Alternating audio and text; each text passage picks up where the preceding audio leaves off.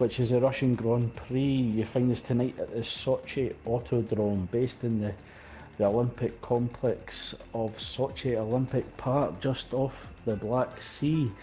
With me, as always, is my partner in crime, Mark. Good evening, Mark. How are you Hello. this evening? Hello, mate. How you doing? I'm doing good. I'm looking forward to tonight. Finally looking forward to getting the Performance League underway. Yes, definitely. I mean, last week, because of what was it, the issues last week, was it? It was PSN issues. We were seeing difficulties with PSN, and it Yes, was making that's it the one. difficult for the drivers joining the lobby or even creating a lobby. So we felt it the safest option to delay, and that means that we will start in Russia rather than Spain. So looking forward to the Russian Grand Prix and the start of the Performance League. Definitely.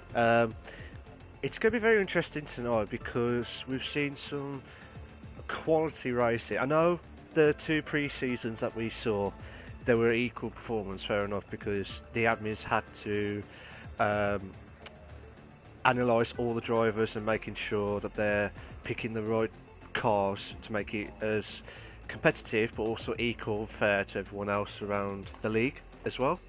And I can't wait for this race tonight. I just need the the John Watson moment where he needs his sheepskin coat in Russia because it's always cold. Okay. That's it. Okay.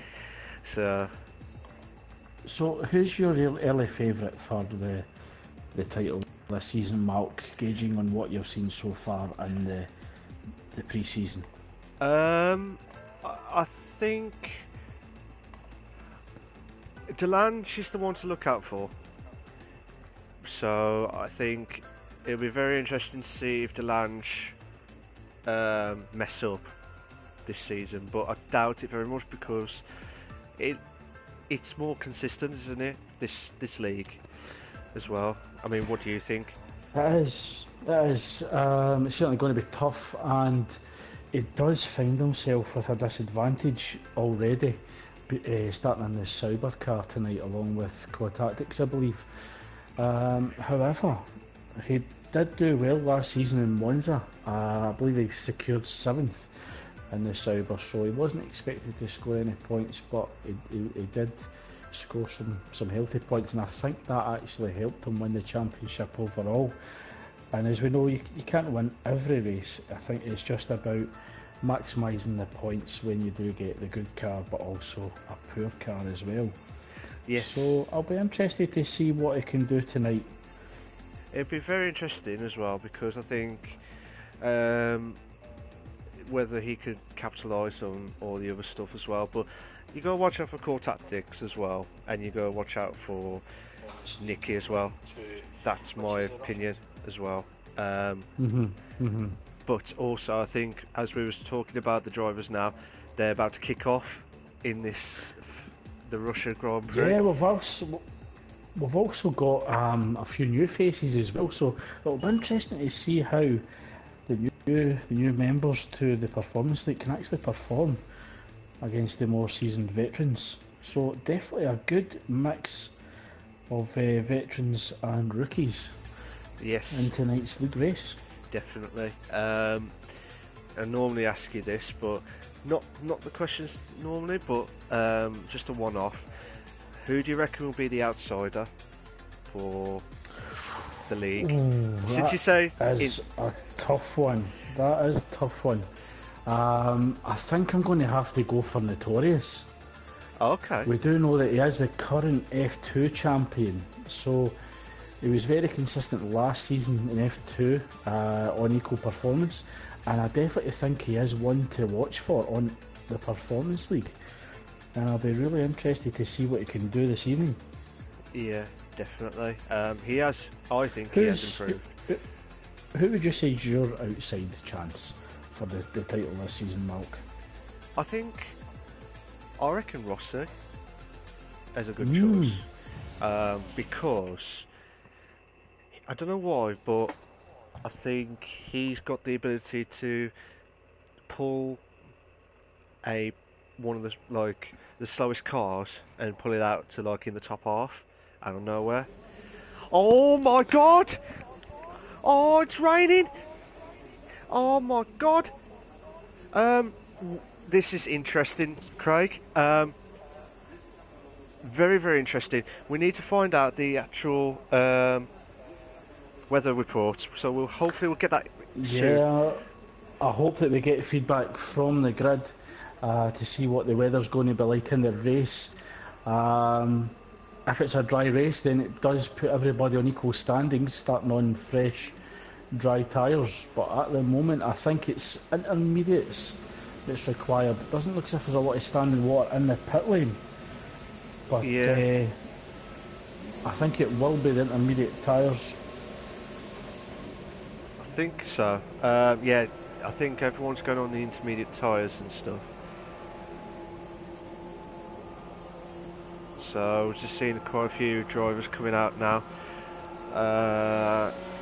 Got Saab. Yeah, looks as if everybody's got the intermediate tyres fitted on the cars.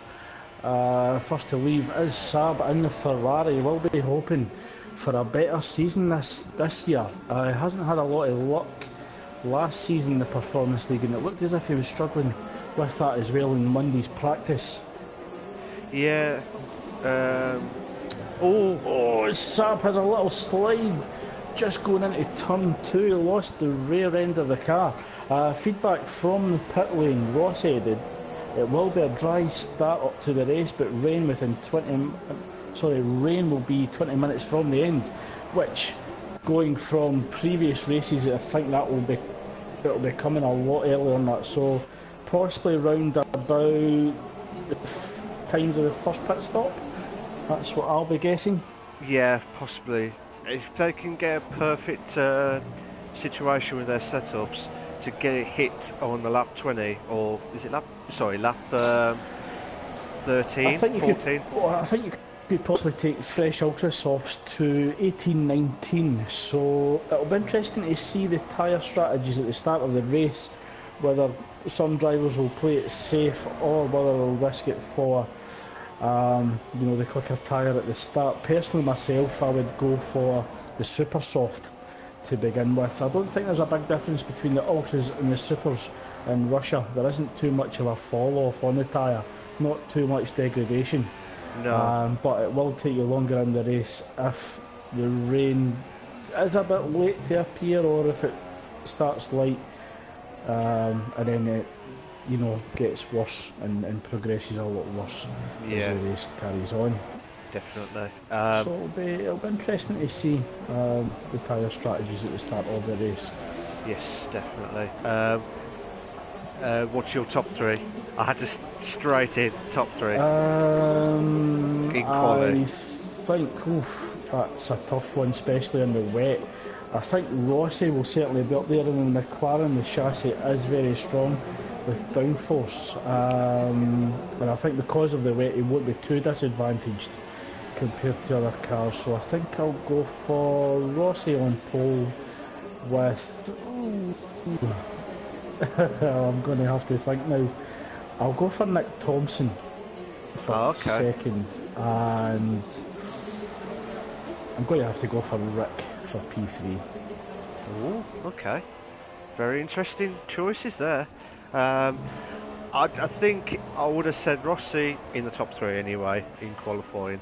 I don't know why, but somehow Delange or Core Tactic will probably nick in to the top 3 somehow because of the. I know they were in the Sauber, so it'd be a very big disadvantage. But it's in the wet, so anyone can. Yeah. And we do know that Delange and Core Tactics are very quick drivers, but the question will be, can they pull it off in the Sauber and the wet? Core Tactics look to be struggling under braking there. But I think you had a message for one of our drivers this evening, Malk, due to a special occasion. Oh, okay. Sorry. Okay. I've totally lost there. That's his bad timing. I'll let you carry on.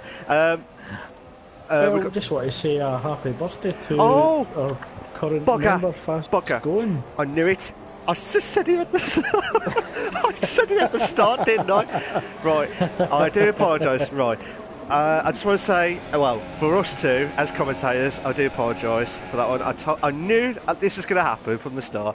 Fascone 0525 is his special birthday today, so I wish him all the very best, and I hope he does get a good result tonight. I knew this was going to happen, Craig. I knew I forgot it. I thought, what am I meant to say something next? Oh, sorry to interrupt you, Mark, but Mike having an issue in the Toro Rosso coming out of turn 3, I believe that was.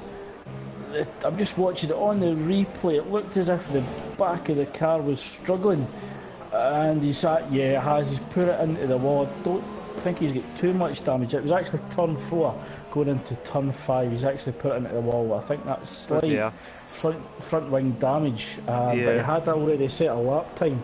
He's currently down in 7th in a 151.4 with Spud. Oh rising my up to God! claim the 149. So Spud, first car, he's actually in the Force India this evening. The first car to make it into the 49s. So very impressive lap there from Sir Spud with Notorious in the Williams in a 150.2. That's good. That's really good from Spud, and he needs to improve. The last few seasons, and I keep saying it every time, and I bet he's sick and tired of me saying it, but he has been very unlucky, don't you think, Craig, in the last few seasons where he has got second. Don't get me wrong, he has been the most consistent driver of Performance League, and then you've got Mike next in stats-wise. But do you think? Oh, okay, here's a question for you, Craig. Do you think Spud can beat that second place and get into first, or do you think that's a bit of a like? I know you got Delange and all the other drivers who are really good, but do you think Spud will do it?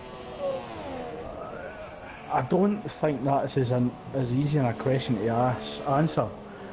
To be honest with you, because there is a variant of car allocations, but I do agree, Mark, when you look at his consistency and overall from the inception from the inception, aye, a whole different ballgame there, of Invictus, he has been the most consistent point scorer overall, but he just falls short of claiming the top step. Or could it be Spud's year? He's going to have to start strong, and it looks as if he's starting strong enough this evening. He's actually took 2/10 out of his previous pole time. He's still on the provisional pole, but he is 2/10 quicker with a 49.6. So I think this is his biggest chance, to be honest with you, Mark.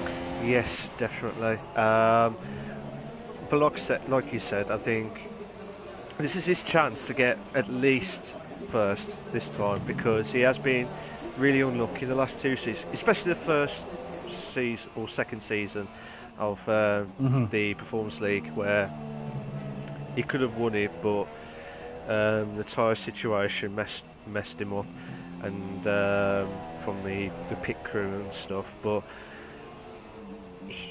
he got second last season, but I think he would need to, as you said, he needs to step up, and he needs to get at least top 3 tonight. I think if he takes a win tonight, if all goes well, then that will stand him in good stead and take him forward in confidence going into round 3. So if he can start with a win, it will go a long way for him to try and secure the title this season. Is Nick Thompson actually the first driver to go into the 48s? But correct me if I'm wrong, it looks as if the rain stopped, and it looks as if the track's getting a little bit drier. Just as I was actually going to ask, will we see any drivers on the dry tyre compound? And we do, as Nicky comes out on the ultra soft tyre, currently sitting 4th. So Nicky, the first driver to risk going on the dry tyre. Risk it for a biscuit, that's what I was going to say. He's certainly going to risk it, and Delange is actually coming out on the super softs, I believe, which I'm surprised at that, because with it being wet qualifying, I would imagine that they got a free tyre choice, correct me if I'm wrong, going into the race. I think Rossi's lost it. He did. He's lost it. I don't see where he is on track, but he certainly put it into the wall and got front wing damage in the left tyre. He's actually sitting almost in the cockpit at sector 1. So I'm hell. not sure what's happened there with Rossi, No, but Nick Thompson is still on provisional pole with a 48.7. Will we see a Nitro Gas special where he jumps up at the end and claims pole? if I do, I'll buy him a Remains drink to be seen. after. He's got an ultras. He's going on ultras tonight. Oh my god. This So is Nitro believes that pole position is possible. Oh my god. This is going to be heart attack moments tonight, isn't it, Craig? Just a comment from Rossi. He's pressed the wrong pedal to brake. Yeah, it's usually Oh, the one on no. the left, Rossi. I don't know if he's maybe engaged the clutch, because I do believe he has the 300 pedals, so he could have possibly pressed the clutch or just went all out and kept on the accelerator flat out. If in doubt, flat out. It's like if in doubt, hit it out on that one when you play football. That's it. But we're not playing football. We're watching the F1, and one of the new guys, Meg Lugby. Is that how you say? Meg Lugby? Yeah, Meg Lugby is currently up in 4th at the minute in a 150.4. That's a good time from him, especially in his debut season of debut race and season of Invictus. So, just watching Nicky doing his ultra soft lap now. Well, I'm just with Notorious at the moment. He is in traffic. I believe that's the Haas. Slightly ahead of him. This will hinder his lap. But I think the Haas could be on a hot lap as well, so both drivers are entitled to go for it. That's true. So we're actually seeing a bit of racing, and there's some traffic building up as well, with a Ferrari sitting behind the Williams of Notorious, and I think that could be Saab. Or in fact, no, I think it's actually fast going. DRS is enabled. Yep, so certainly we're getting a dry enough track there. Oh! Nick's, Spud, Notorious and Meg Lugby are all finished, as well as MJ Coupe. Saab has retired. Yeah, so at the moment it looks as if Nicky could take pole if he's got enough grip on track on the ultra soft tyres. He's got a bit of traffic ahead, hopefully that won't hinder him too much, but we do have yellow flags in sector 1 and 2. We don't know where that's coming from. And sector 3. The yellow flags in sector 3, so it looks like this is an issue that's actually going round track. It's JFM with tyres from the station as well. Yeah, here we go. So we're going to currently ride on. I'm currently riding on board with Nicky. It looks as if he's in prime position to challenge for pole. Could he take pole from Nick Thompson? Oh, the Renault has a slide slightly ahead. I wonder if that puts off Nicky. No, he hasn't. Oh my god, here we go. He's kept it on. 6, 2 corners to do. 5, Keeps it tight 4, there. Goes wide in the line for a 3, good exit. 2, I believe for a 1. good entry in the final corner. No, Puts he the corner can't. down. Oh, it takes second. And a 49.4. But So Delange, 7/10 down and Nick Thompson. yeah, but Delange has got the super softs here, but he might do it. We've got 7, 6, 5, 4, 3, 2, 1. Oh no! He's got second. Oh my god! Oh, he'll be kicking himself that he actually went out in the supers rather than the ultras, because he could have challenged for pole half a second down in Nick Thompson in a Sauber. Very impressive as KLC goes wide and makes contact with the barrier. Oh my god! Oh, that is just unbelievable, Craig. So certainly game on at the moment. Nick Thompson will be feeling Delange breathing down his neck, just behind in second with Nicky in third. So it could be challenging for Nick Thompson to keep that Red Bull ahead of the Williams and a Force India going into turn 1. Yeah, just hoping that it'll be, hopefully it'll be a few corners not to get clashed or anything like that, but it'll be very interesting to see how these guys can capitalise, especially the new guys as well. I mean, how you, I know it's only the qualifying stuff, but how do you assess those guys who have just, you know, the new guys? I certainly think they're impressive. Meg Lugby Very impressive start to his Formula One career in the Performance League. He could be one to watch for as he develops through the season. But yeah, very impressed with the other newer members who are reasonably new to online racing. But I think it's going to come down to who's going to get the best run off the line. Who's going to get the best run into turn one? Nick Thompson's going to have to work hard to keep that Red Bull ahead of the Williams and the Force India behind. Yeah, we're currently getting information from the pit lane. It looks as if Fascone had actually left the session, tried to rejoin and can't pick his car, so we're waiting to see what decision is going to be made on track. Will we remain in the lobby or will it be a restart? I'm not sure. We'll have to find out from Mike. But it looks like everyone's driving slowly now. Yeah, we're certainly on the formation lap at the moment. Just looking at the tyre choice, I think Delange was locked into the super softs as he made the quali lap on that. So advantage to Nick Thompson off the line, who chose the ultras, with Nicky also going the ultra soft. Yeah. So a mixed grid of selection of tyre compounds, but Rick certainly a driver to watch for down the 13th in the super soft. So he'll be looking to go longer in the race, trying to overtake the drivers who could start on the ultras. And it looks as if we are going to have a red flag session. Yes. And we will be restarting as we await drivers to leave the lobby and a new lobby to be created. There were certainly issues with one of the members who disconnected from the session and was unable to reselect his car. The rules and race procedures indicate that the lobby should be recreated to allow all members to select their allocated car. Because it is realistic performance that we use in this league, it is vital that the members are in the appropriate cars. Yes, definitely. But yeah, we do apologise for this, guys.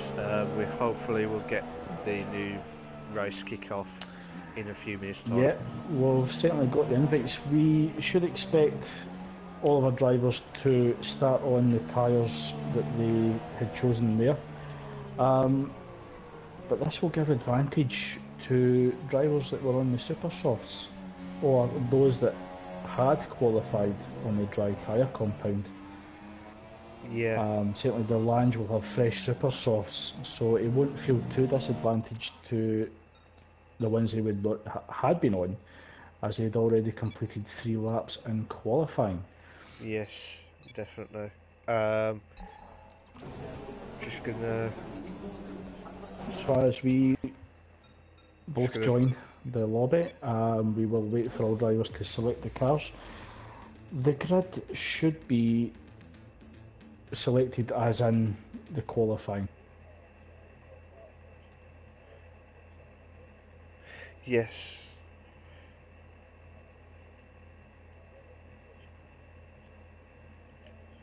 The qualifying. Definitely. So I think this plays into Delange's hands, considering a possible mistake in qualifying. Mark, he had went for the super softs and he just lost out in about half a second.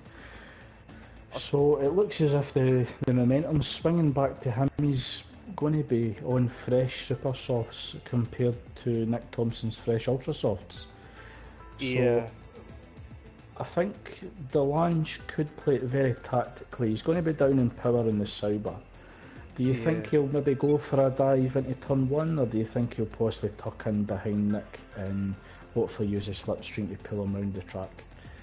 I think because of the Sauber car, I think he's got no other option but to try and overtake Nick as quickly as possible, because, correct me if I'm wrong, Craig, but the Red Bull car around Russia because he's got the best aero, hasn't he, as well? So I think, in all honesty, I don't. If Delange can't get past Nick within the first few corners, I think he will tuck in, but he's got to get past him because the Sauber will be dreadful around with the tyre deck as well. I'll put a question to you, Mark, simply because behind Delange is a Williams and a Force India. Yes. If you were in Delange's shoes, would you sit behind Nick if you couldn't pass him, or would you allow the Force India and the Williams to pass you and let the top three fight it out when you're on super softs to go longer in the race while the others are on ultras? What would you do? Sometimes it depends on the position as well. Like if I was in Delange's position on second, I would let, like I said, I would probably tuck in, let the other two drivers who with the car I've got, let them pass, and I'll probably hold on and try and do one stop properly around Russia. So I'll just tuck in, let them fight out, because when they're fighting out, they're going to lose tyre deck. So and you need to have that extra bit, but it just depends. But how about you, Craig? What do you think if you was in Delange's shoes? I think I certainly wouldn't fight too hard if I was being attacked from third and fourth with the Williams and the Force India. Certainly you'd lose more time compared to Nick Thompson if you just let them pass. I think it's inevitable that the Sauber could lose out to a Williams and a Force India in the straight line. I think I would possibly keep them ahead if I could for half a lap. On the back straight, if it looked as if they were going to overtake me easily, I would maybe concede those two positions and possibly sit in fourth, and allow the drivers in the quicker cars on the ultra soft tyres to battle it out, hoping that would increase the degradation on their cars. But I could also sit behind there, use the slipstream, use the DRS, and also do some fuel saving so that I could possibly use it late in the race. But it'll be interesting. I know Delange isn't a run-of-the-mill driver. I think he sees a gap, he will go for it, so he is known to be an attacking driver, and certainly wouldn't want to lose out from the cars behind third and fourth. Yeah. True. Yeah, so it's going to be really interesting to see how Delange's race will develop with the cars round about him. Yeah. And certainly I think Rick going long in the race in the McLaren, I think that car will come good once the rain starts chucking it down. Whether we see the rain being heavy enough for full weights remains to be seen, so let's see who the rain master could be at the end of the race. Yeah, true, but it just depends on how they can capitalise as well, and put themselves under a lot of pressure at the same time. But and what I did notice in qualifying, with it being on the intermediates, some of the drivers were really struggling with rear end grip in turn 4. I wonder if I could possibly see a couple of drivers lose control there. What I always used to do was go around it in 6th very early and up to 7th and try and keep the revs low.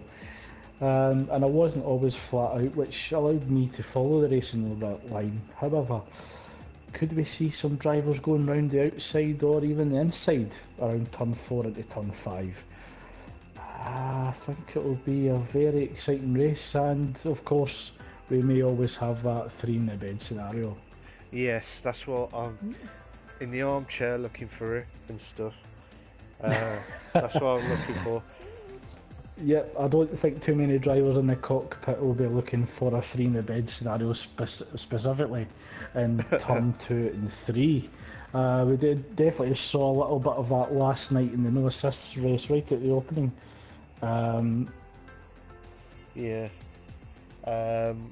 It was.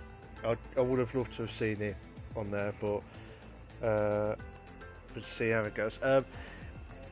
Sorry about that, Craig, but we're just having some. Have you Did you record your standings from the qualifying? Sorry. I haven't actually saved it. So I think if they haven't got the grid saved, they're going to have to go one-shot quali. Yeah, they're going to have to. Be a bit unfair on the others, but yeah, certainly if you don't have access to that information, they are going to have to go with one-shot quali, which is unfortunate to drivers like Nick Thompson, Delange, I believe Spud, and I can't actually remember who had fourth, so possibly those drivers could lose out, and that will be unfortunate. Yeah, yeah, a bit of see how it goes, but yeah. Sorry, I keep saying yep. I just have to tell them that they're going to have to do the one shot.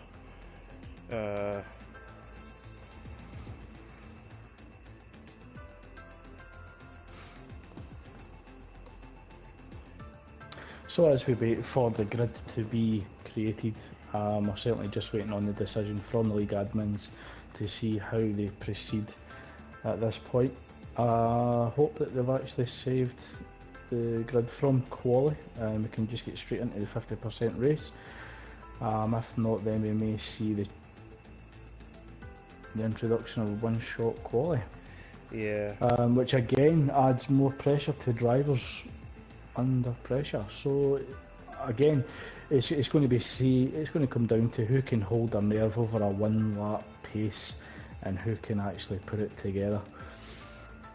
Yes. We do know that we do have some very consistent drivers in there, such as Delange, Core Tactics, Rick, Nicky, Notorious, and Mike, who can actually rise to the surface when under pressure. But certainly there is always that unknown element of a missed braking point or a loss of traction somewhere on track, and again it throws everything up into the air. That's what we like with F1, because you just we don't know what to do like expect. unpredictability. I know, and three in the beds as well. I bet you guys are thinking why we keep saying, or why we all started with the 3 in bed, 2 in a bed situations, and you probably think, where's this come from? And do you remember the old classic Bullseye? You know, the game show, the darts ones. Do you remember that, Craig? Back in the day? Yes, I do. When Jim Bowen does that prize board, you know, when the contestants come in, like, he's normally says this in his legendary commentary, out of the black and in the red, none of this game but 2 in the bed. And I thought, okay, use that 2 in the bed. Will that work in F1? You got 2 cars battling out in a corner. How about 3 in a bed? You get 3 darts, three cars, 3 cars battling out as a darts, going around the corner. Will they do it? Is they being queuey? You never know. That's why we got that. So, sorry to interrupt you there, Mark, but it looks as if we're actually going to get started, and it looks as if we're going straight into the race. So, I believe that we did actually get the grid order resolved. Yes. So, looking forward to the race start. I do believe that we will have the formation lap. Yep, we will have the formation lap, so that allows us to see which tyres that the drivers have started on. It should be the tyres that they started the last formation lap on. They should be held into that. It should be. Well, unless you're outside the top 10, obviously, and stuff. Yeah, certainly. Rules do dictate that if you finish out with the top 10, that you have a free tyre choice going into the race. And that actually might give an advantage to the drivers starting 11th below. They would have had a chance to see what their competitors are on, and they might elect for a little different tyre strategy going into the race start. Yes. So Mark, the first question is, will we see a 3 in the bed going into turn 1? Isn't it like turn 2? It's like a weird turn 1 / turn 2. That's true. That is true. Yes, I'll guarantee 3 in a bed in the first corner / turn 2. Shall we say, around there, but it should be good. How about you, Craig? I think we might see a four in the bed. A With four in the the bed. Williams and with the Williams and the Force India starting third and fourth, we might actually see a fourth, a four in the bed situation. Yeah, should be. That's what we've been waiting for like decades and stuff. So it feels like decades, to be fair, Craig. But it's just. I just love the commentary, and you just don't know what to expect in F1 because We don't, and we definitely don't know what to expect in the Performance League either with the realistic. pace Um, and certainly the car allocations as well. do you? So as we prepare to go to track for the formation lap, we'll get a quick look to see if the drivers have been held with their tyre strategy. Looks as if Delange has changed. He will start on the Ultras. Nicky goes to Super Sauce with Spud sticking to the Ultras. Okay. What do you think of that decision then, Craig? On that one. Interesting choice from Delange. He wants to go toe to toe with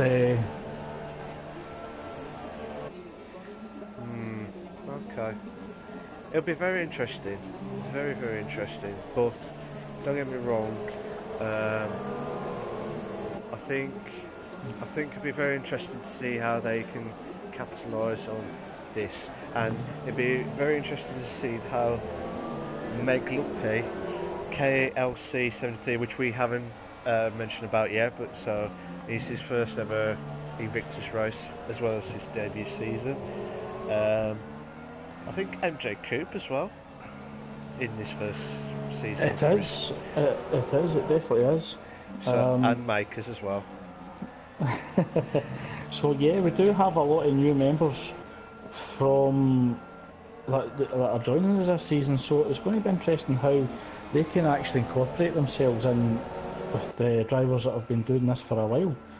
Yeah, it should be very, very interesting on here, but it'd be good to see how these new guys can put wits battling against the experienced guys of the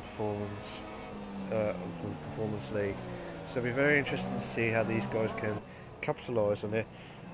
So yeah, it should be good. On here, I think, as you said, Craig, please, let's have a four in a bed for tonight, please. I don't ask for much, but that's all I ask. And coming up to the starting grid now, so Craig, I'm going to enjoy this season, and I know you will. Let's have a cracker. Let's have a cracking race tonight. Absolutely. I made the mistake though that as I left the last lobby, I actually closed the application, so I've just restarted the live stream, so hopefully whoever is watching and who had joined us can rejoin us again. So as we wait for the five red lights. 5 lights, here we go. Oh, Giuseppe's jump start, MJ Coupe's jump start. So a bit of nerves there from Giuseppe as Nick Thompson gets a clean getaway, followed by the Sauber of Delange. Oh my God! Williams is looking for the inside. Oh, Delange puts in the middle of the track, hopefully preventing drivers from having a go. There's contact between Nick Thompson and Delange. Delange spins. Oh no! And certainly there's been an incident in the midfield. It looks as if Nicky's slowing down. I don't know if that's front wing damage, but that's promoted Sir Spud up to second.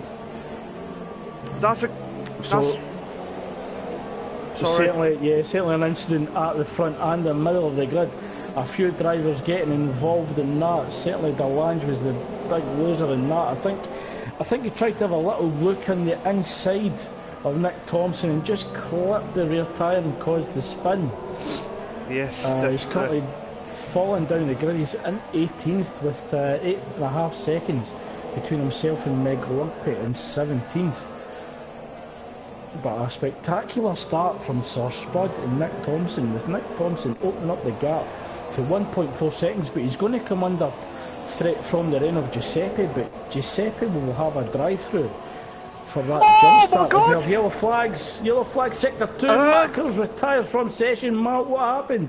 There was something happened at the back of the grid, and he lost his car on the wall, and I don't know exactly there, but that was what happened there, Craig. That's why I was watching all the battle going on at the back, and I'm just taking a little bit of a breather there.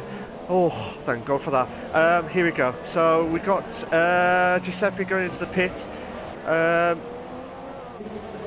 MJ Coop's got 5 seconds. He's having a bad start to the race here tonight. Just got to see if there's any other battle going on. Well, yellow flags in sector 2 and 3. As Rossi is coming under attack from GFM and the Toro Rosso behind, the gap 0.4 of a second. As Nick Thompson continues to open up the gap to Sir Spud, the gap is almost 2 seconds now. Yeah, but watching core tactics now from 8th, catching up to Mike. Yeah, he's all over the Toro Rosso. Mike ahead, fighting for 7th. So, core tactics looking very mighty in the Sauber at the moment. Currently in 8th, but Nicky is in 9th on the Super Softs, with Nitrogas down in 10th. Mike Lumpy moves up to 11th after a poor... I just saw that there. KLC 73 went onto the wall. I think he lost control of the car, and he's just dropped quite a few places. And Giuseppe has got another penalty throughout Russia. So I do apologise there, Craig. I'll let you carry on. Sorry. Oh, looks like there's going to be a 4-way battle for 5th with fast going Mike, Cod Tactics, KLC, and possibly Nicky soon to join this. Yes, come on! Oh, Nitro's currently having a battle with Mig Lugpay and the Renault all over the back of him with a gap of 0.4 of a second. The DRS will come into effect the next lap. Nitro runs wide, coming out the penultimate corner. That's going to compromise his entry into the final corner. And his straight line speed as Meg Lugby moves to the inside of turn 1 in the Renault. He will have DRS. It looks as if he's got the move done ahead of that though. No, he hasn't! Nitro throws it on the inside. Oh my God! Nitro moves to the inside. Who's going to take turn 1? It looks as if the Renault is slightly ahead and claims turn 2. Oh my God! Here we go! And we got core tactics coming up to Mike in 6th. Oh, he's had a quick look there.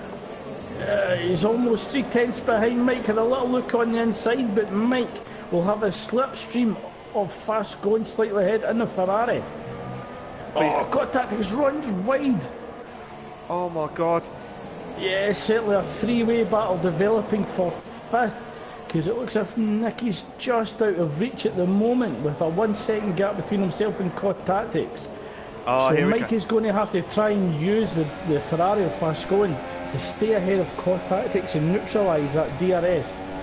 Yeah, they've already got the DRS. I'm just watching it from Cod Tactics view on the car. Pascal looks wide there. Cod Tactics is hanging onto the gearbox of Mike ahead. Little bit of loss of traction. Looks as if Cod Tactics is really struggling in that Sauber, but he's doing well to keep the Toro Rosso within touching distance. But he will have to be aware of Nicky and the Williams going up to the coming out of turn 1, going into turn 2 with DRS. Here we go. We might have a 3 in a bed. It might be wrong. It might be a 2 in a bed. It might be no in a bed. Come on. Oh my God! Oh, Nicky moves to inside. Looks as if Cod Tactics is going to go defensive, but I think he was just trying to put Nicky off. Yeah. So the 4-way battle for 5th continues. Rick's currently chasing down Nitrogas, down in 11th and 10th. The gap 0.3 of a second. Delan's still down 17th at the moment. Right all over the back of Nitro. Oh my God! He's going for it! No! He's done it! What a move! Oh my God, what a move! I know he's got the ultras. Fast going, my God! Mike! wheel to wheel. Oh my God! Don't Mike, do this! but Mike's also got DRS. He'll be looking to open up the gap to the Sauber behind of Cod Tactics and Nicky. Closely followed behind Cod Tactics. He's loving a look on the inside of first going to the Ferrari. That's compromised his turn into the next corner. Oh my God! I think Cod Tactics is desperate to get beyond Vascone and the Ferrari. He's certainly feeling the pressure of the Williams behind. Vascone elects to jump out of this and go into the pits. Yeah. I'm wondering if that's... Yeah, it's got... That's a very, very early pit stop. I don't know if that's front wing damage. Yeah. I can tell you that, Craig, it is absolutely front wing damage. But we're watching Nicky. Nicky catching up to Core. Oh my God! 2 in a bed! Hey!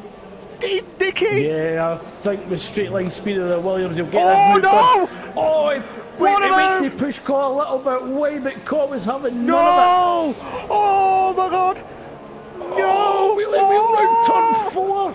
Neither driver backing out as Nicky just kept the power down the Williams. No, don't do this! Don't do this! No. Oh, fair play! Oh my God, fair play, guys, fair play. My God, I need a drink of that one. So, oh my God. I think that was a seat clenching moment for both drivers there as they were going flat out round turn 4. Just watching Notorious. Sorry, you were saying, Craig? Yeah, I've just quickly jumped on board with JFM as he hunts down Rossi for the final podium position, a gap half a second. So JFM doing very well in the Toro Rosso as well as Rossi in the McLaren, as Nick Thompson opens up the gap to 4.6 seconds from Sir Spud. Oh! Just watching Notorious catching up to Nitro, but Notorious has just had a 3-second time penalty for multiple warnings. So... Yeah, certainly the race stewards are being very strict this evening with the corner cutting. That's actually been a few drivers that have received a penalty. As Saab is all over the back of KLC with the battle for 14th. Half a second down KLC. I think Saab get a little bit impatient in Ferrari. He'll be wanting this move done. If he just waits for DRS, he should get the move done easily enough. Just watching Nicky closing in on Mike for 5th place.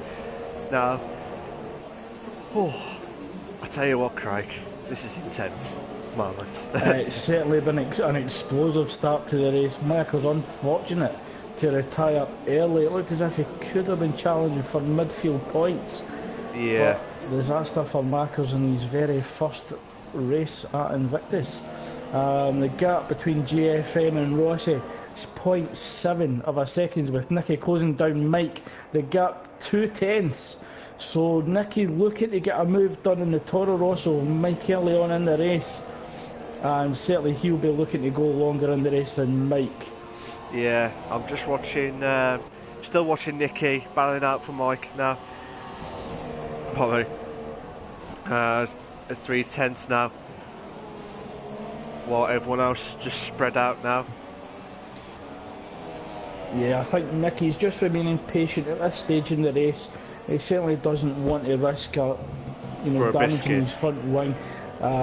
He's going to have the pace in the run down into turn 2, plus he'll have DRS. So Nicky just needs to remain patient, get a good run out the final corner.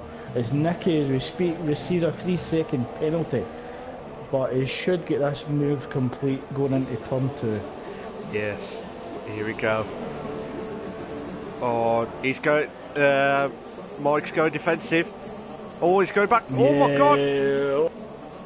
Oh, good straight line speed in the Toro Rosso, right enough to hold off the Williams. That's fair so play. Good straight line speed from Mike in the Toro Rosso. That fair play to Mike there,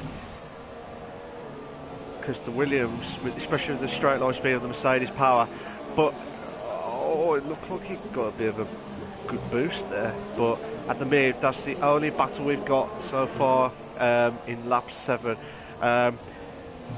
Don't get me wrong, Craig. I mean, do you think Nick will hold on to first? Do you think he'll go super soft at the end? He's certainly got the pace at the moment in the Red Bull. There's nobody near him. I think he could be doing a lot of tyre conservation as well as fuel saving. Looking to go long in the race. I do expect him to go from ultras onto supers to take him safely till lap 27 in the Russian Grand Prix. But no one anywhere near him at the moment, so this should be a comfortable win for Nick. We do know that rain was forecast in the previous race. Whether we still have that in this remains to be seen. As we jump on board with Fast Going, currently battling MJ Cook for 12th. Oh, they're up the back straight. Looks like Fast Going does have DRS. He goes round the outside and he will get the move done. He took that well, to be fair. But Nicky's coming up to Mike with 4/10. He's got the DRS. He's going for the inside. Yeah, Mike going defensive, comes back onto the racing line. JFM has got another 3-second time penalty. So it'll be very interesting to see if the guys who don't have the penalties gain a lot. So it'll be very interesting point of view on here tonight. As we're watching Nicky still closing in. Yeah, I'm very surprised that Nicky hasn't got the move done yet. Certainly had another shot at DRS going into turn 2, but the Toro Rosso looks to have good straight line speed at this point in the race. Yeah, it looks like he has got the advantage here, but Nicky should kick in now because he's within about 3/10 now. But he should have DRS. I mean, look at that. I don't know if that's... Oh, Craig, correct me if I'm wrong. We've seen rain. Oh, I'm just looking God! at that as Mike and Nicky go wheel to wheel round the corner at the back, after the back straight. And you're right, Mark, we are seeing rain. So we're seeing the first few drops of rain. I think it'll take a while yet before we have to do the crossover at the intermediates. What lap? I'll let you have a think about that while watching Rick now. Trying to get into Miglapy.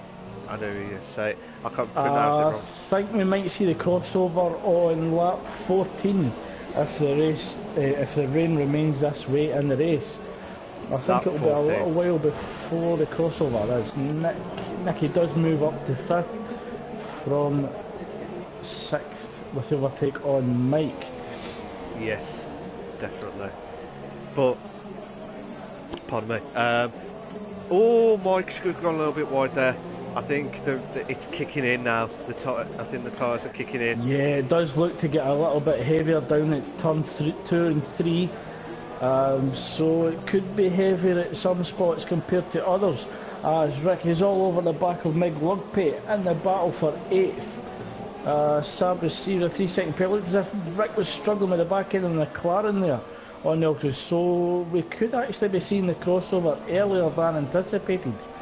I reckon. And this 11. could certainly throw everything up in the air. Yes, definitely. We're actually just waiting to see when the race stewards will actually disable DRS, and that will certainly indicate the crossover. Oh, Rick has a moment. He lost rear end grip in the McLaren as Saab leaves the session. I think that's a disconnect rather than a retirement, because his car is still going on track. Fair enough, it's got a lost front wing. I don't know if that's a retirement from the driver rather than the car. And DRS does become disabled. Nick Thompson pits for the intermediate. So Nick, the first car into the pits for the intermediates, followed by Rossi. So it looked as if Rossi had got a move done in Sir Spud somewhere on track, because Spud was comfortably up in second. So all drivers coming in for the intermediate tyres. Will we see a double stack? I don't think we will see a double stack. I think so. This should actually play into the drivers starting the ultras rather than the super softs. Disaster for Fast Going, who'd actually had to pit already for a change of front wing. Yeah. As you were saying earlier... Oh, the lad just lost it! Delange's lost the car in turn 3, currently still on the ultras, yet to pit. Sorry, sector 3 rather than turn 3. He's lost the rear end, he's received front wing damage as he tries to manage the car back to the pits. Nick Thompson opening up his gap to second with a 13.1 second gap. Oh my god, Court's gone in the inside. Oh, what a move.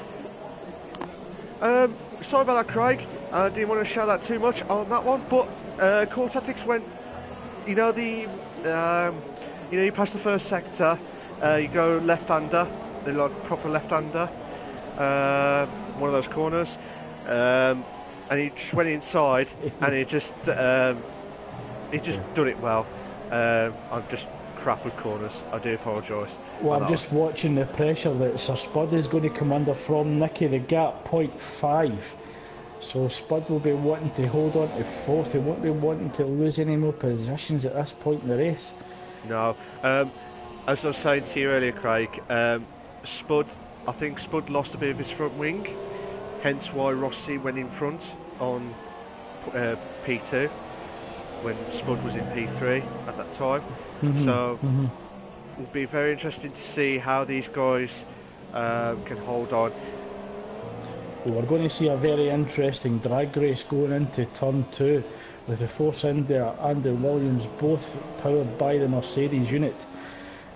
So I think it's going to come down to slipstream plus car setup. Who's going to actually remain ahead or get ahead going into turn 2? Oh, this is going to be very, very Spud interesting. is holding on to a slim gap, the gap 0.4 of a second.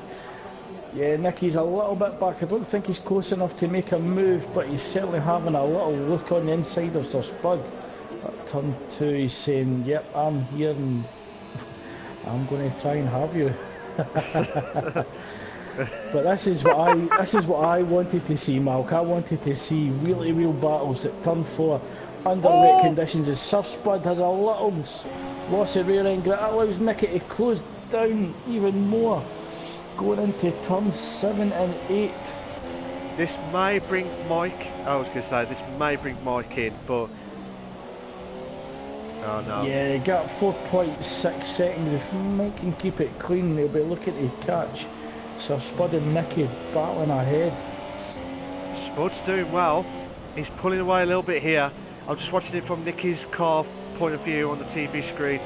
But Spud's pulling right away from Nicky, and he's doing really well. It's certainly a strong performance under wet conditions in the Force India for Sir Spud at the moment, but certainly Nicky's no quitter.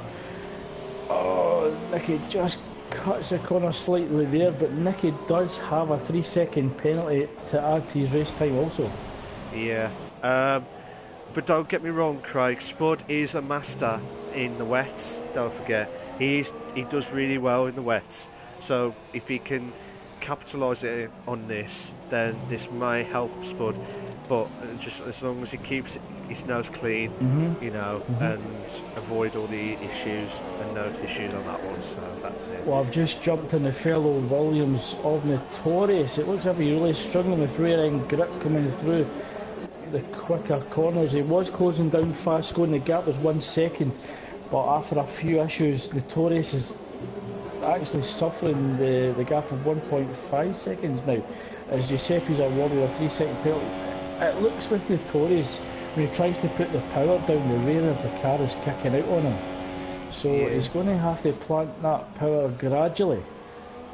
Yeah, because if he continues to do so, it's just going to allow fast going to open up the gap. So as the battle for fourth continues between Spud and Nicky, the gap 0.3 of a second. Yeah, this is the nearly closest battle we've got at the minute, but this is very good for Spud at the minute just to hold on. But Nicky will try everything in his might to try and pass Spud, but I bet he wishes the DRS should be on. Can you imagine DRS with the wet track as well? We're going to have to go old school now that the DRS has been disabled, so it's good old fashioned slipstream overtake racing. Yeah, but I think Spud has got this in the bag by holding on for fourth at the minute, but I know we're coming up to the halfway mark, Craig, but who's impressed you the most? Certainly Rossi and the McLaren sitting up in second at the moment. And although we can put that down to wet weather slightly, he was actually in third in McLaren in the dry. So a very, very exceptional performance from Rossi at the moment, especially after an error in qualifying which resulted in thermal damage. Yeah. So another stellar performance from Rossi at the moment. Definitely. I would agree with you on that one, Craig, because he's done a magnificent job. And as well as battling Nicky at the moment, Sir Spud is actually catching GFM up ahead, so Sir Spud's still in a chance for the podium position. The gap now 6.5 seconds, 6.3 seconds. So Sir Spud on a flyer at the moment at this point in the race. Yeah. So as you say, Malk, he is the Rain Master. The Rain Master. But I lost it a little bit there. But Spud hold on for dear life. He's trying everything to catch up to JFM, but avoiding the battle with Nicky. Notorious has actually managed to maintain control of the car a bit better.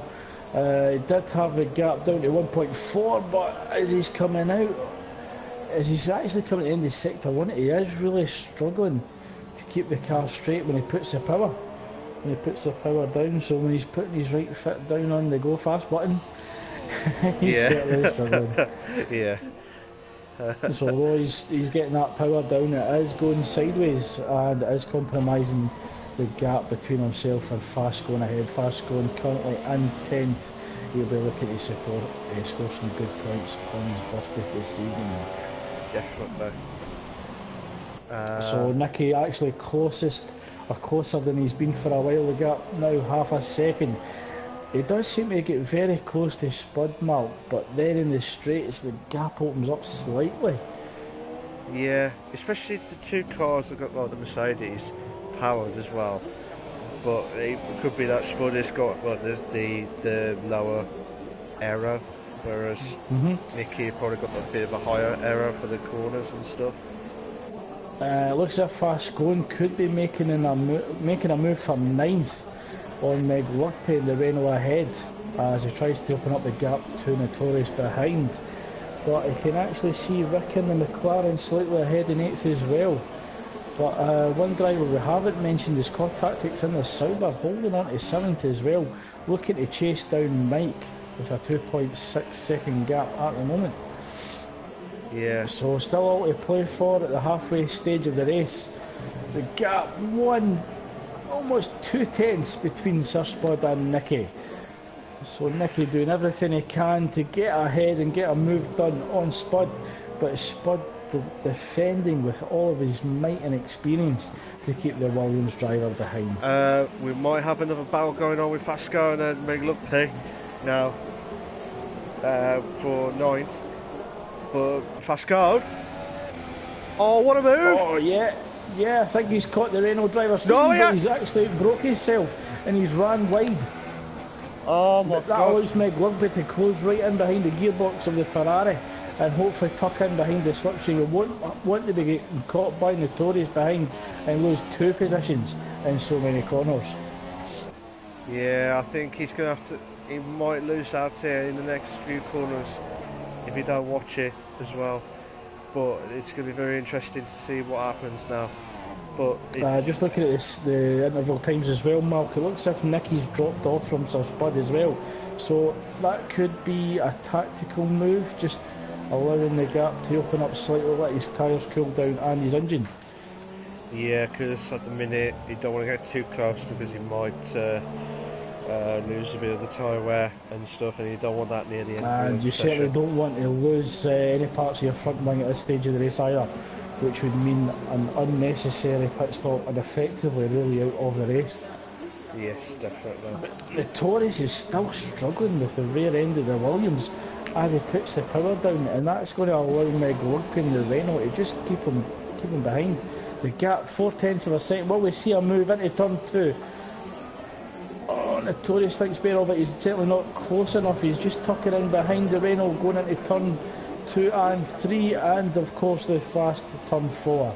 That's what I was on about earlier. Fast turn forward. That's Craig. That was the one. Oh, Notorious, I thought he was going to have a little look in there. It looked as if the Renault driver had opened the door.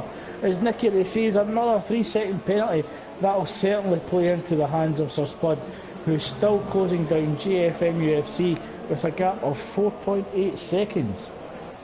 That's pretty impressive from Spud. He's doing really well to try and close the gap onto JFM. But I'm still watching Notorious closing right here on me. Look there. He's going on the inside. Oh my god. Here we go. DRS. Long straight without DRS. Old school. Can we do it? Oh! Yeah, I think the power of the Mercedes unit in Williams will definitely get him ahead. Going into turn 14, Notorious struggling to slow the car down.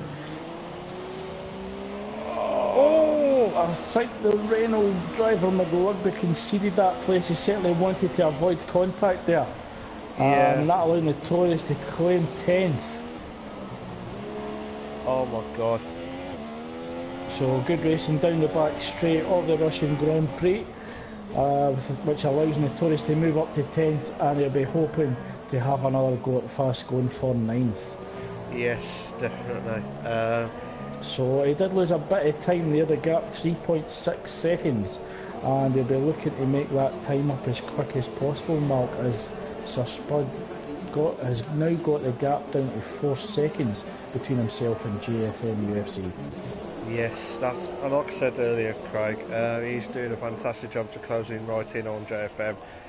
But you don't know if he's saving the tyres, you don't know if he's saving fuel or anything like that to try and catch up to him. But I think Spud will be worried about Nicky at the minute because of the Nicky's took another half a second out on Mark, so you're certainly right in what you're saying. So I think Nicky's allowed his tyres to cool down as well as the engine, and he's deciding to have another go. He could have also been in fuel saving mode, and he could have turned the engine back up again. So it looks as if we're going to have round 2 of the battle for first place. Yes, definitely. It will be like the proper boxing match.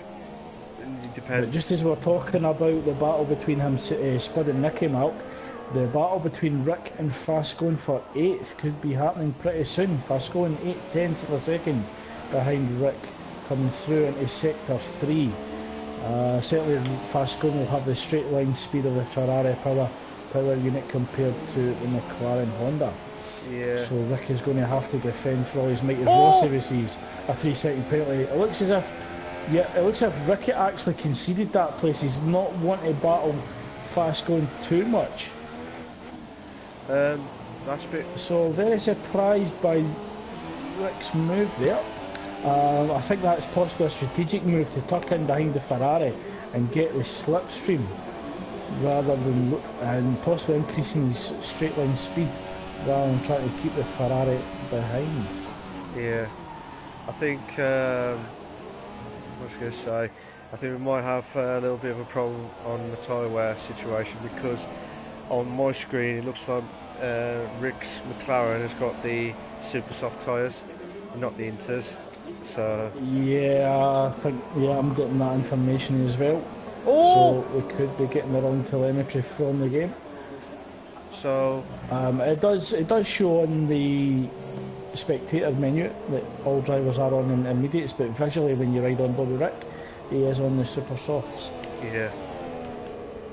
So I'm just watching Nicky again with Spud, but Spud's closing, like you said, closing right here on JFM. It's now 2.5 now. Do you? Okay, Craig. 10 laps. Spud to be in podium for 3rd. Do you think he'll do it? You reckon he'll do it? Yeah, just gauging on how quickly he's caught JFM. Although he'll certainly catch him, and I think he could overtake him. But the question will be, can he keep Nicky behind and maintain 3rd? That's going to be the question harder to answer. I certainly think Spud will catch and overtake JFM, but can he keep Nicky and the Williams behind? Nitro Gas currently catching Meg Lugpy for 11th, the gap 6/10 of a second. Meg Lugpy actually goes into the pits, which I'm surprised to see. I don't know if that's front wing damage. It certainly shouldn't be because of tyre wear. You're right there, Craig. You were spot on there. Without even looking at the car, he had front left wing damage as well, so that's why he had to pit. I'm wondering if that was possibly developed from the battle between himself and Nitro, because as Nitro made the turn, certainly the Renault was very slow to turn in, so possibly an incident with the wall under braking, or a possible collision with Notorious. Hopefully we'll find that information out at the end of the race. Hopefully, but oh, sorry to interrupt you there, quick, Mark, but quickly, Notorious is all over the back of Rick as Rick runs wide. It looks as if Rick's possibly struggling with the car at this stage, but Notorious now moves up to 9th, and he will be wanting to catch Notorious again. I'm just watching Nicky still, as you was watching Notorious then, Craig. He was down to 3/10 then, but now it's just dropped a little bit back. Spud's trying his utmost to hold him back. And as he's doing that, Malk, he's losing time to JFM ahead. Yeah, he doesn't want to do that. He needs to get quicker. He needs to get quicker somehow. But Nicky's pulling Spud back. There's this battle going on. But fair play to these guys, because this is our actual first race of the season, and it's very intense moments here, and it's very good. And also looks as if Giuseppe's starting to close down KLC 73 for 13th. Certainly, a little slide from the Renault. That'll cost him a little bit of time as he's trying to catch KLC. The gap was 0.8 of a second. He's lost 0.2 there as we come round the final corner. He'll be wanting to get a bit closer to that for the run down into turn 2, as the gap remains half a second between Sir Spud and Nicky, but Sir Spud is starting to lose time to JFM ahead as the gap increases to 3.1 as Nicky now receives another 3-second penalty. I believe that's 9 seconds in total. 9 seconds. At the minute, Mike will be moved up to 5th and Nicky dropped down to 6th at the minute. So it'll be very interesting to see how if Spud can. Oh, that was close. I was very surprised that Giuseppe didn't actually run into the back of KLC there. Well held. KLC went very wide on the entry into turn 5, and it looked as if Giuseppe took a tighter, more aggressive line, and I don't think there was a lot of room left between both drivers.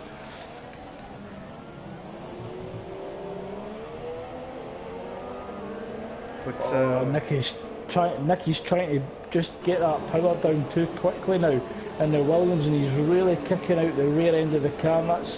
He actually is struggling for traction, and that's allowing the Force India of Sir Spud to open up the gap. He's almost got up to 1 second, and he's beginning to close down JFM again. The gap now down to 2.6 seconds. So Spud just needs to concentrate on what's ahead of him at the moment, rather than Nicky challenging him behind. He won't know how much penalties Nicky has behind, but he will know that he has got at least one. Yes. Just watching Giuseppe now, closing in on KLC 73. Here we go. He's right close now. Yeah, he's a lot closer now. He should get a good slipstream. He'll get a good toe going in.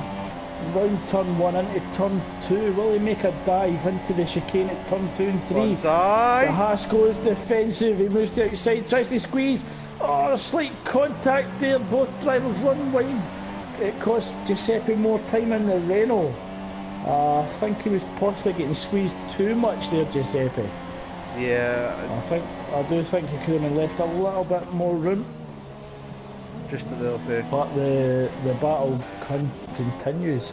First 13th. Just going back to Nicky now with Spud. So still second now.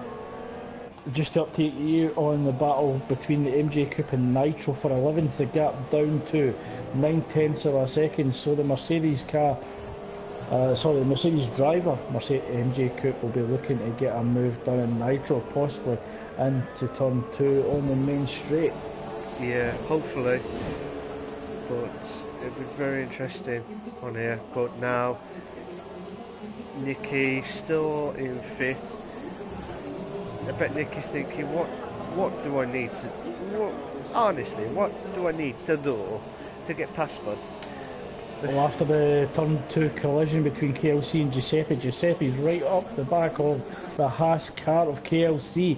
The gap 3/10 of a second.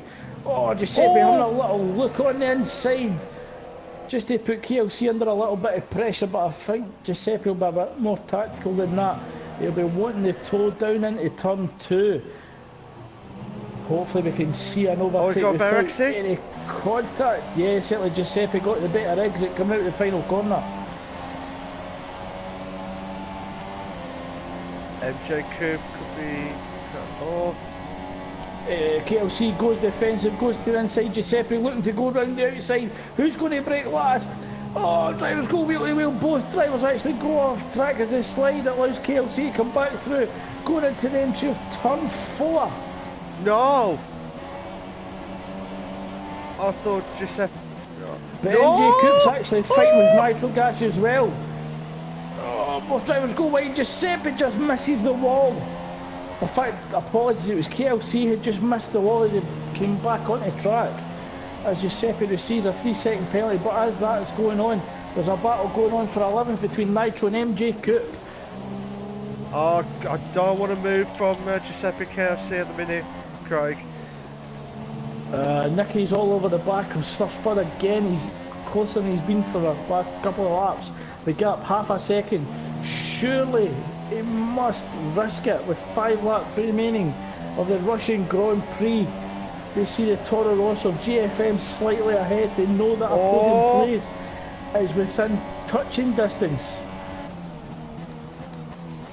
Giuseppe makes a move in KLC.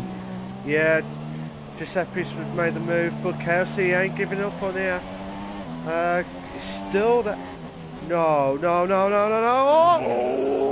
Oh, the big slide there from the Renault.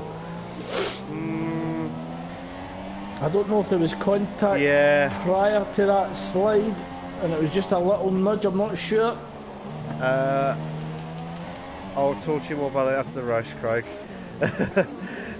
Just watching MJ Coupe now closing in on Nitro Gas. Well, actually, I'm going to go back to Nicky. It's 5/10 now. Nicky will be sitting there scratching his head. What do I need to do to get by this Force India ahead? What do I do? Giuseppe's starting to close down KLC. The gap down to 6/10 of a second. As Meg Lugby receives a 3-second penalty from the race stewards. So, I mean, fair play to Nick tonight for dominating the race tonight. And Rossi, who I think is my driver of the day, because with a McLaren car, up in second, fair play to him. Still 4 laps to go, so anything can still happen. As MJ Coupe moves to the inside, coming up to turn 14, Nitro Gas will have the inside, the command of the corner, but allows the Mercedes to have the inside of the next corner. But it looks as if the Red Bull is slightly ahead and he will claim it. But MJ Coupe's certainly not backing out of this, and the Nitro Gas defending expertly. So very close between the Red Bull and the Mercedes through the final few corners there, Malk. Yeah. But Nitro will be... Oh, there's a... Oh, that was too close for comfort there as MJ Coupe just missed his braking point. And I think Nitro will be glad to see the Mercedes run wide rather than right into the back of his car. Yeah, definitely there. That was definitely a close shave there on that one. We got Nicky closing in on Spud. Spud can see JFM in the distance. He can see him, but he's got 4 laps left. Well, I'm just right on board with Giuseppe and KLC at the moment. The gap 3/10 of a second as we again approach turn 2. KLC goes defensive again on the inside. He then comes back onto the racing line, but Giuseppe all over the back of the Haas of KLC. Will we see a move going into turn 5 as they go? Oh, they're going really well in turn 4. Oh, KLC slightly ahead, but it looked as if the Renault of Giuseppe was looking to go on the inside. I just Both saw drivers getting through turn 4 I just and saw into turn 5. I just saw Nitro just go through into 11th, and I think that was a good move from him. I was trying to get to Giuseppe. Oh my god! Oh! Contact on track. Oh! Yeah. I'm not sure what's happening there. Oh! But that's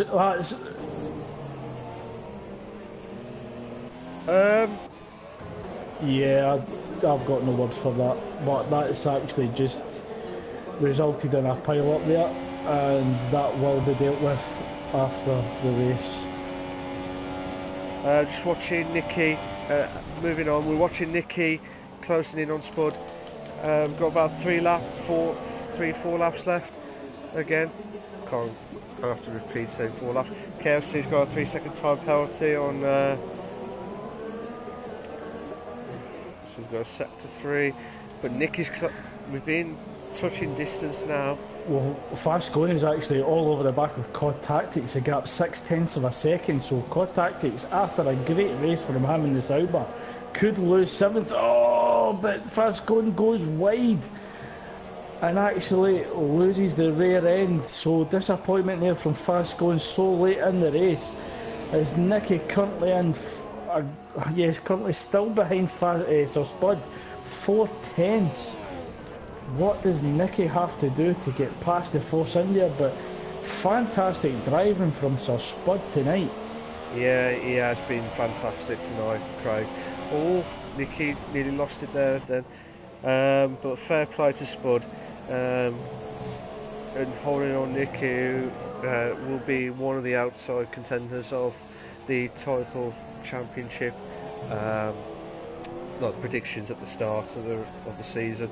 But can Nicky do it? I bet he's thinking, I wish I had DRS now. But just wait and see how it goes now.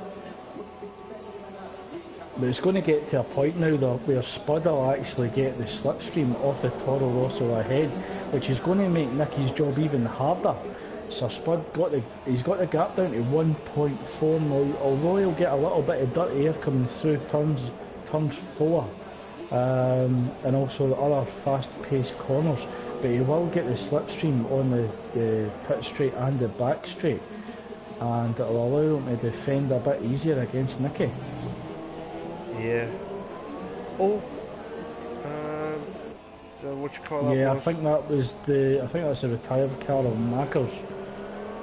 Oh, okay. I'm just trying to see there's no other battles going on other than Nicky's. Yeah, we've just got a race-long battle for 4th place. GFM will be looking to keep that gap between himself and Sir Spud. It's currently sitting at 1.7, but he will be losing overall pace compared to the Force India and the Williams. The gap down to 1.4 seconds. So can Sir Spud get the move done for the final podium position and get his season off to a great start? Hopefully, yeah. But Nitro's closing in on Rick on the last point of the Invictus Performance League points. But Nitro has definitely got the Red Bull in that car, and he's definitely got wings. Well, sort of, with those energy drinks. So he's definitely flying at the moment compared to Rick in the McLaren. Certainly that McLaren down on power in the straights, that will allow the Red Bull to possibly get a move down the tunnel, because Nitro gets a better exit as Rick went defensive. Nitro all over the back of Rick at the moment. No. Rick takes away the line that allows Nitro to come through the inside. Thought better of it. Certainly Nitro's not wanting to risk it at this stage of the race. He knows he's got the overall pace over the McLaren. He just has to remain patient, and hopefully he'll secure that final point. Oh, I don't know if that was an attempted move or a missed breaking point, but certainly there was contact between Red Bull and McLaren. I didn't see that. Nicky currently, it was down 3/10 of a second gap, but now half a second as MJ Coupe now receives a 3-second penalty from race control for multiple warnings. So I think possibly drivers are aware that there's a short window of opportunity remaining, and possibly risking moves they wouldn't have normally risked earlier on in the race. And what Nitro's really wanting that final point. Just watching certainly Fasco. Fighting hard for it. Just watching Fasco now. Coming up to the straight now for battling out with Core Tactics. Just watching Fasco's car now. Yeah, Fasco will certainly have the OP pace as Core Tactics goes. Yeah, he goes wide to get the better entry, but Core Tactics remains ahead. Oh, Fasco's fighting hard to try and catch the Sauber. Oh my god. He looks struggling on the car, Core Tactics. Oh my god! Oh yeah, he missed his braking point there, went slightly ahead. That allows Core Tactics to open up the gap. Certainly a vital gap as we go into the final lap of the race. Nitro! It's got 10th! Oh my god! I don't know what happened there, but he got into the last point of the top 10. But we got Fasco and Core Tactics battle here. And then we got Nicky, who's been stuck behind Spud throughout the whole race. I'm just watching Fasco now. He's closing right in on Core Tactics. Yeah, he's got one final chance, Malk. The back straight, he's going to have to get the move done there, because Core Tactics will just park his car in the middle of the track and just defend like mad as Nick Thompson claims the win of the first race of the season of the Performance League. Congratulations to Nick Thompson, you are a race winner of the Russian Grand Prix. Rossi will take second in the McLaren, a spectacular race from Rossi. But the question is, who's going to take the final podium place? GFM has a 1.2 second lead over Sir Spud as he slides a little coming out of the corner, but I think he's got it. I think he's far enough ahead to claim a podium place in the Performance League in the Toro Rosso. Another great performance from GFM, with Spud surely claiming fourth. But the question is, will Nicky lose fifth to Mike after penalties? He's currently sitting in fifth as Mike comes through the final two corners in the Toro Rosso. Will he claim sixth, or can he be promoted to fifth with penalties? No. He remains sixth. Core Tactics should remain in seventh as Frasconi's slightly lost time. Yeah, seventh for Core Tactics, eighth for Frascone, ninth for Notorious. Nitrogas will claim the final point of the race and take 10th after a hard fought battle with Rick and the McLaren. What a performance tonight, Craig. It's been fantastic, hasn't it, tonight?